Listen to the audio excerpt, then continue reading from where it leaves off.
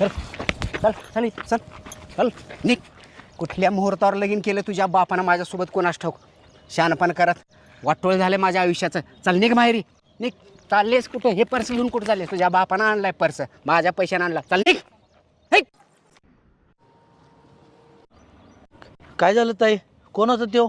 नवरा होता माझा. का मारत होती ते? त्यांचे हे रोजचेच नाटक आहेत. तुम्ही माहेरी जावा की मग निघून. माझं माहेर लय लांब आहे, मला पैसे पण देत नाहीत आणि माझी पर्स पण घेऊन गेल्यात.